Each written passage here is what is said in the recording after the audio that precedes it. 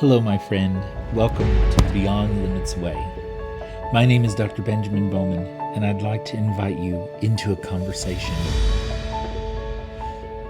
Not simply a conversation about leadership, but a conversation about people. Because after spending much of my life studying leadership, teaching, practicing, and writing about leadership, and quite honestly, sometimes struggling through leadership, I've become convinced that we've been asking the wrong questions. Most leadership conversations begin by asking, how do I become a better leader? It's a good question, but I don't think it's the first question. I think there's a better one. Why does leadership exist at all? I didn't always ask that question myself. In fact, there was a time when I thought I already knew the answer. Years ago, I stepped into my first formal leadership position with great anticipation. I genuinely believed I was stepping into an opportunity to care for people more deeply than I ever had before. I imagined encouraging exhausted teachers, walking beside new educators who were trying to find their footing, creating an environment where people could ask questions, try new ideas, and know that someone believed in them. I thought leadership meant I would finally have the opportunity to invest in people in ways I couldn't before.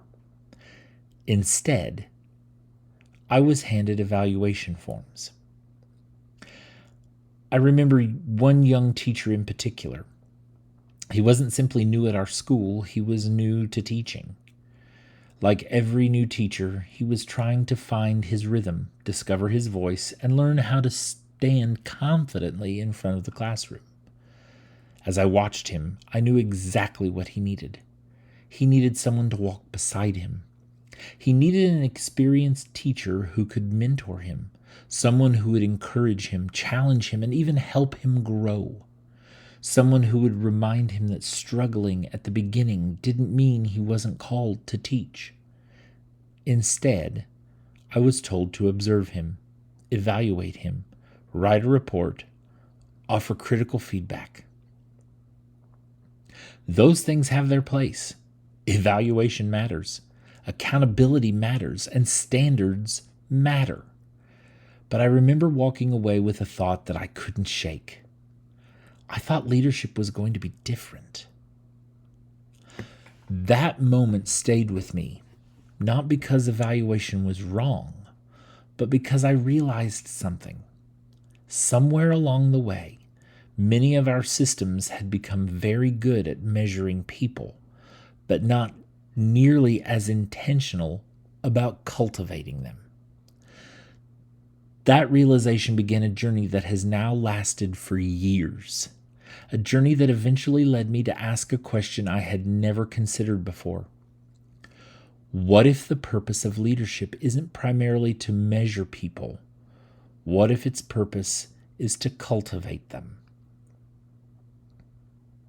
I believe that's exactly where Scripture begins.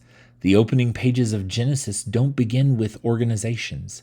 They don't begin with management. They don't begin with performance. They begin with relationship. God creates humanity in His own image. Before there are kingdoms, before there are schools, before there are churches, before there are businesses, there are people. People created in the image of God. People created for relationship with Him. And people created for relationship with one another.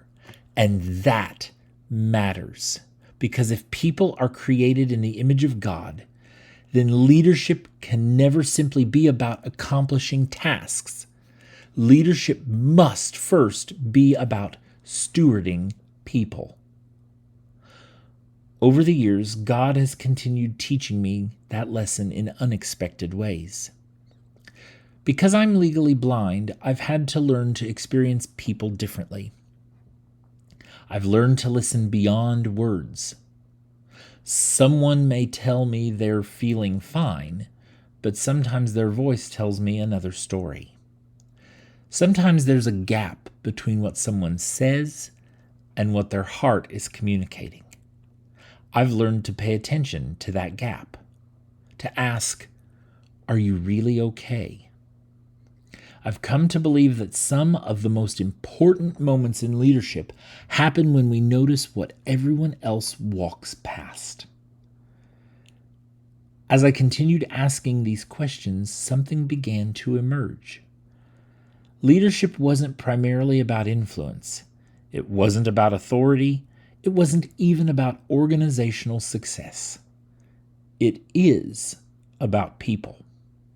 People who bear the image of God. People with immeasurable worth. People with extraordinary potential. People who are often carrying burdens no one else sees. And I slowly began to understand something that has changed the way I lead. Leadership exists to cultivate people so they become who God created them to be, not merely to measure what they accomplish. That conviction has shaped everything I do. It has shaped the way I mentor, the way I teach, the way I consult, the way I lead, and perhaps most importantly, the way I try to love people. Because when we begin seeing people as image bearers rather than simply performers, everything changes. We stop asking, what can this person accomplish? And we begin asking, who is God inviting this person to become? Those are two very different ways to lead. Over the coming weeks, I'd like to invite you into that same journey that God has been taking me on for many years. Together we'll wrestle with questions like, why does God choose relationship instead of control? Why is love the foundation of leadership? How does transformation actually happen? What is the difference between ambition and calling? How do we build communities where people flourish instead of merely survive? And what does it truly mean to lead in a way that reflects the heart of Christ? I don't claim to have every answer. In many ways, I'm still learning, still growing, and still being formed. I've discovered, though, that some of life's greatest truths aren't found by collecting better techniques. They're found by asking better questions. Before we finish today, I'd like to leave you with one final thought. Think about the people God has entrusted to your care. Your family, your coworkers, your friends, perhaps your students, your church, your team, anyone whose life intersects with yours. Now ask yourself this: am I merely measuring what people accomplish? Or am I intentionally cultivating who they are becoming? I have come to believe that the greatest leaders are remembered not because of the organizations they built, but because of the people they cultivated. Thank you for joining me for this first conversation in the Beyond Limits way. Next time, I'd like us to explore a question that has changed the way I see every person I meet. When you look at another person, what do you actually see? Until then, walk humbly, listen carefully, love deeply, cultivate faithfully, and remember, leadership exists to cultivate people so they become who God created them to be, not merely to measure what they accomplish. God bless you on this journey, and I'll see you at our next conversation.